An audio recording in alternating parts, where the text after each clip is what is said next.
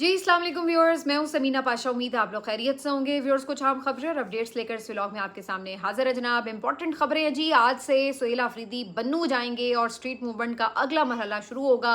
इसके अलावा केपी से दो और खबरें हैं जो बड़ी अहम हैं और केपी हुकूमत के फैसले हैं, उस पर भी बात करेंगे। इसके साथ साथ सूबों के मामले के ऊपर भी एक जो गुफ्तगू है वो सामने लेकर आए हैं सहाफ़ी, सीनियर सहाफ़ी शहजाद इकबाल साहब। तो इन तमाम चीज़ों के ऊपर अब आगे का मंजरनामा क्या बनता नज़र आ रहा है, इसके हवाले से गुफ्तगू होगी। आपसे रिक्वेस्ट है कि चैनल को सब्सक्राइब कर लें अगर अभी तक सब्सक्राइब नहीं किया। तो जनाब, सबसे पहले आपको बताएं कि सुहेल आफरीदी आज पहुंच रहे हैं बन्नू और यहाँ पर उन्होंने करनी है स्ट्रीट मूवमेंट। इस सिलसिले में उन्होंने बाकायदा तौर पर अपना शेड्यूल जारी कर दिया है। वैसे तो इससे पहले अलीमा खान साहिबा भी यहाँ पर बन्नू में स्ट्रीट मूवमेंट बड़े ज़बरदस्त अंदाज से चला चुकी हैं और काफ़ी इस बात का इम्कान है कि सुहेल आफरीदी को भी है बड़ा अच्छा रिसेप्शन यहाँ पर मिलेगा। लेकिन यहाँ सुहेल आफरीदी को काफ़ी केयरफुल भी होना पड़ेगा क्योंकि काफ़ी सेंसिटिव है ये बन्नू का इलाका, जहाँ पर कई वाक़यात दहशतगर्दी के रूनुमा हो चुके हैं। तो इस लिहाज से तो काफ़ी यहाँ पर ज़ाहिर सेंसिटिविटी है। लेकिन बहरहाल सुहेल आफरीदी मुख्तलिफ इलाकों में जा रहे हैं स्ट्रीट मूवमेंट के लिए खैबर पख्तूनख्वा के। लेकिन असल उनका चैलेंज उस वक्त शुरू होगा जब वो खैबर पख्तूनख्वा से बाहर निकलेंगे। तब उनको सही जिसको कहते हैं ना पता लगेगा कि उनको कोई स्पेस फ्राहम की जा रही है या नहीं, या पिछली दफ़ा की तरह इस दफ़ा भी पंजाब और सिंध में शुरू में तो उन्हें स्पेस फ्राहम की गई और उसके बाद फिर आपने देखा कि वहाँ पे भी रुकावटें लगा दी गई थी। तो असल जो चैलेंज है उस वक्त पता लगेगा जब वो खैबर पख्तूनख्वा से बाहर निकल कर स्ट्रीट मूवमेंट करेंगे। दूसरा, क्या वाकई निज़ाम या इस्टेब्लिशमेंट उन्हें कोई स्पेस देने जा रहा है, उसका भी अंदाज़ा उस वक्त सही तौर पर होगा जब वो खैबर पख्तूनख्वा से बाहर निकलेंगे। तो इस लिहाज से अब उनकी जो ये स्ट्रीट मूवमेंट है ये काफ़ी ज़्यादा इंटरेस्टिंग होती जाएगी वक्त के साथ साथ। लेकिन दूसरी तरफ खैबर पख्तूनख्वा ने दो अहम फैसले किए हैं जी। एक तो खैबर पख्तूनख्वा हुकूमत को शाबाश देनी बनती है क्योंकि 14 अगस्त के मौके पर जो उन्होंने एक कदम उठाया वो पाकिस्तान में किसी और सूबाई हुकूमत ने नहीं उठाया।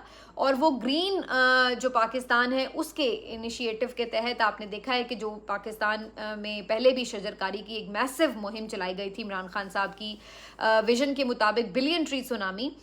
उसके बाद से उसी विजन को आगे कंटिन्यू रखने का फैसला किया गया और इस सिलसिले में 14 अगस्त वाले दिन कौम को, वतन को एक बेहतरीन तोहफा दिया गया है। 17 लाख पौधे जो हैं वो खैबर पख्तूनख्वा के मुख्तलिफ इलाकों में शजरकारी के तहत लगाए गए हैं।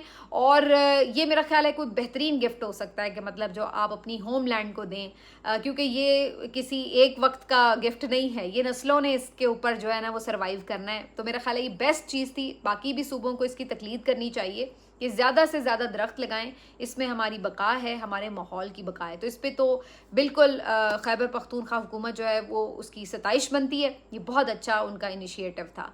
अच्छा जी, दूसरी तरफ खैबर पख्तूनख्वा हुकूमत ने एक सख्त फैसला भी लिया है। आपको याद होगा कि वफाक ने ये फैसला किया था कि सूबे अपने अपने बजट में से कुछ कटौतियाँ करेंगे और कुछ पैसे जो हैं वो सिक्योरिटी और दीगर मामलात की मद में वफाक को देंगे, जिसमें जो बाकी हुकूमतें थी उन्होंने तो इस पर रजामंदी जाहिर कर दी थी। लेकिन खैबर पख्तूनख्वा हुकूमत ने ये शर्त आयद की थी कि इमरान खान साहब से मुलाकात करवाई जाए। उनकी अप्रूवल के बाद खैबर पख्तूनख्वा हुकूमत अपने हिस्से का जो भी रकम बनती है, बजट बनता है, वो फिर उनके साथ उनकी रजामंदी के तहत वफाक को देंगे। अच्छा, उसके बाद अगरचे ये खबरें आई जिसमें मेरा ख्याल है डॉक्टर शहबाज गिल साहब ने भी ये क्लेम किया और भी कुछ लोगों ने ये खबर दी कि जनाब खैबर पख्तूनख्वा हुकूमत ने ये सिर्फ मीडिया पर नैरेटिव बनाने के लिए शर्त रखी थी कि जी हमें इमरान खान से मिलने देंगे तो फिर हम देंगे वरना हम नहीं देंगे। और उसके बाद कुछ अरसे के बाद ये इन्होंने वो पैसे जो हैं वो दे दिए हुए हैं ऑलरेडी। और ये खबरें आ रही थी कि इन्होंने सिर्फ वक्ती तौर पर वो मीडिया में और सोशल मीडिया पर शोर ना मचे, इस वजह से ये खबर दी थी। लेकिन आज इस सिलसिले में जो खबर सामने आई है, बल्कि 2 दिन से ये मामला चल रहा था जिसके ऊपर मुजम्मिल असलम साहब, मुशीर ख़जाना खैबर पख्तूनख्वा, उन्होंने आके प्रेस कॉन्फ्रेंस भी की क्योंकि खबर ये आ रही थी कि खैबर पख्तूनख्वा हुकूमत ने चूंकि अभी तक वो कटौती नहीं करवाई जो तकरीबन 6.4 अरब रुपए अभी पहली उसकी बनती है, तो ये कहा जा रहा था कि वफाक खुद ब खुद अज खुद ये कटौती कर लेगा, यानी वफाक ने जो पैसे सूबों को देने होते हैं वो उन पैसों को सूबों में तकसीम करने से पहले ही खैबर पख्तूनख्वा का जो हिस्सा बनता है वो वहीं पे काट लेगा एट सोर्स। जैसे होता है ना कि आपकी तनख्वाह कट के ही टैक्स जो है वो आपकी अकाउंट में आती है, तो इस तरह उनका ख्याल था कि जी खैबर पख्तूनख्वा को जो पैसे मिलने हैं वफाक से उसमें पहले ही वो कटौती कर ली जाएगी और बाकी पैसे जो हैं वो खैबर पख्तूनख्वा को दे दिए जाएंगे। तो मुज़म्मिल असलम साहब ने इसके ऊपर एक प्रेस कॉन्फ्रेंस की और उन्होंने वजाहत की कि ऐसा मुमकिन नहीं है, ये वफाक का इख्तियार नहीं है और वफाक इसका मजाज नहीं है कि वो इस अंदाज से अपनी मर्जी से कटौती कर ले और खैबर पख्तूनख्वा के पैसों को बगैर उसकी इजाज़त के काट के अपने पास रख ले, तो ये किसी भी तरह लीगल नहीं है। लेकिन आज इस सिलसिले में बाकायदा तौर पर एक मीटिंग भी हुई है जिसके अंदर खैबर पख्तूनख्वा हुकूमत ने ये फैसला किया है कि चूँकि वज़ीर आज़म ने अपना वादा पूरा नहीं किया, इमरान खान साहब से मुलाकात नहीं करवाई गई, तो उसकी वजह से अब ये पैसे खैबर पख्तूनख्वा हुकूमत किसी तौर भी वफाक को अदा नहीं करेगा और इसके ऊपर कोई कटौती नहीं की जाएगी। तो अब इसके ऊपर एक ठन गई है वफाक और खैबर पख्तूनख्वा हुकूमत में, और ज़ाहिर ये लगता है कि खैबर पख्तूनख्वा हुकूमत बेशक शोर भी मचाए, मुमकिन है कि वफाक खुद ही से ये पैसे काट ले, क्योंकि यहाँ कोई मुल्क में कौन सा कानून बाकी रह गया है। ज़्यादा से ज़्यादा बेचारे क्या करेंगे, खैबर पख्तूनख्वा वाले किसी कोर्ट में भी चले जाएंगे तो कोर्ट्स का भी हाल आपके सामने ही है। तो इसलिए अगर उन्होंने काटने हैं तो उन्होंने काट ही लेने हैं, उनको कौन रोक सकता है। लेकिन बहरहाल ये खबर इस लिहाज से फिर गलत साबित होती है कि जो ये खबरें दी जा रही थी कि जी इन्होंने तो हंसी खुशी वो पैसे पहले ही दे दिए हुए हैं और ये सिर्फ बातें हैं मीडिया पर नैरेटिव की कि जी हम नहीं देंगे, लेकिन इसका मतलब है कि ये खबरें दुरुस्त नहीं थी और केपी ने वो पैसे नहीं दिए थे, इसलिए अब ये चीज़ें सामने आई हैं कि जी अब वो काटने जा रहे हैं या जो भी है। तो बहरहाल मुमकिन है अभी भी इसके ऊपर यूँ तनकीद हो कि जी इन्होंने असल में अप्रूवल दे दी हुई है कि जी आप काट लें, हम बस मीडिया पे ये शोर मचाएंगे कि चलो भाई ठीक है, इमरान खान से मुलाकात नहीं हुई तो हमने नहीं दिया, इन्होंने अपनी मर्जी से काट लिया। बहरहाल कान आप यहाँ से पकड़ें या वहाँ से पकड़ें, मकसद वही है कि मुलाकात भी वो नहीं करवाते और अपनी बातें भी सारी मनवा ही लेते हैं। आपको याद होगा फैसल वावडा साहब ने एक प्रोग्राम में बड़े धड़ल्ले से कहा था, शफी जान साहब भी बैठे हुए थे, कि आप बजट पास करवाएं, आपकी मुलाकात मैं करवाता हूँ। और फिर आपने देखा, ये मैं नहीं कह रही कि खैबर पख्तूनख्वा हुकूमत ने इसलिए बजट पास कर लिया कि उनकी बात पे यकीन किया, लेकिन आप लोग अंदाज़ा लगाएं कि खैबर पख्तूनख्वा हुकूमत ने बजट भी पास किया, बाकी भी कुछ अहम मीटिंग्स में शिरकत भी की, तो उन्होंने अपना ताउन किया उनके साथ, लेकिन इसके बावजूद बदले में उनके साथ कोई एक छोटी सी फेवर भी नहीं दी गई और इमरान खान से मुलाकात भी नहीं कराई गई। और अभी फिर ज़ईम लगारी साहब ये खबर दे रहे हैं, सहाफ़ी जो है लाहौर से, कि इमरान खान साहब की तबीयत ठीक नहीं है और अभी फिर उन्हें पिम्स लाने की दावे हो रहे हैं। अब इन खबरों पे अलीमा खान साहिबा तो ये कह रही हैं कि ये खबरें दुरुस्त नहीं हैं, और भी लोग इस बात के साथ कह रहे हैं कि इन खबरों को तरदीद ही इनकी की जा सकती है, ये सिर्फ माइंड मेकिंग है। बहरहाल ये खबरें दुरुस्त हैं या नहीं हैं, लेकिन ये खबरें ज़ाहिर है कारकुनों में एक तशवीश की लहर तो दौड़ा देती हैं। हर कोई परेशान तो होता है, उनका लीडर अगर बीमार है या कुछ है तो एक परेशानी की बाइस तो बनती है, लेकिन उस परेशानी को दूर करने की हद तक भी हुकूमत ने इतनी फेवर नहीं दी कि कम से कम आप एक मुलाकात उनके मालिजीन की करवा दें, ताकि ये तो पता चले कि जी वो ठीक है, ताकि उनकी परेशानी ख़त्म हो जाए। तो इस हद तक भी फेवर नहीं दी हुकूमत ने, बल्कि फेवर भी क्या है, ये तो उनका राइट है, उनका हक है, लेकिन वो भी हक उन्हें नहीं दिया गया, इतनी ढिठाई का मुजाहरा किया गया। बहरहाल क्या ही कह सकते हैं, यहाँ पर तो यही कुछ ही चल रहा है इस वक्त।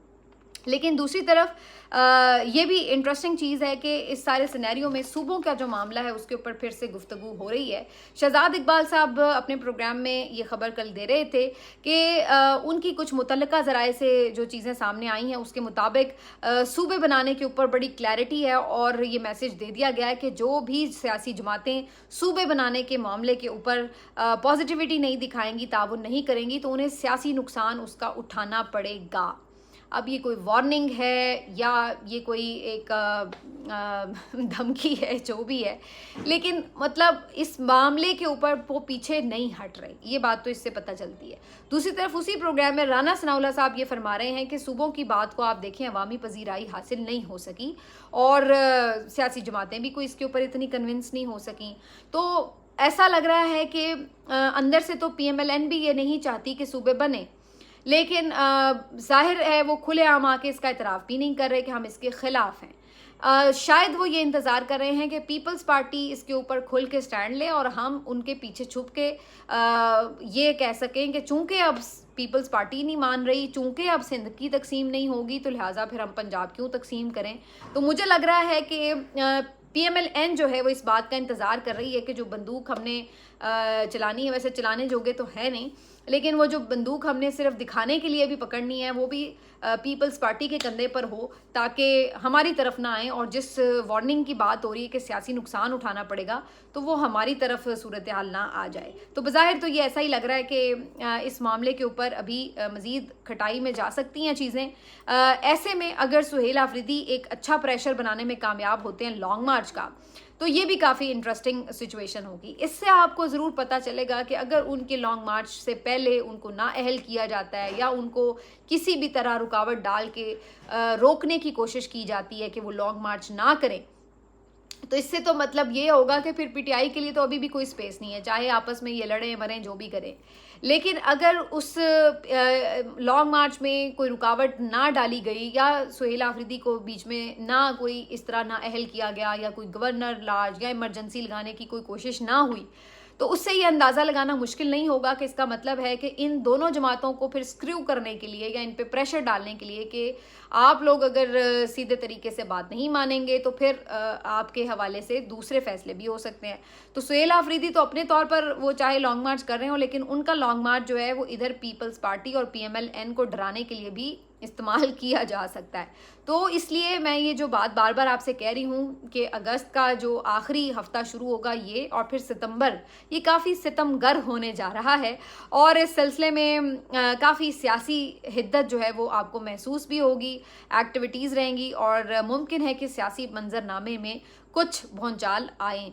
तो देखते हैं क्या होता है जी। मिलते हैं आपसे अगले व्लॉग में। अपना ख्याल रखिए। अल्लाह हाफिज़।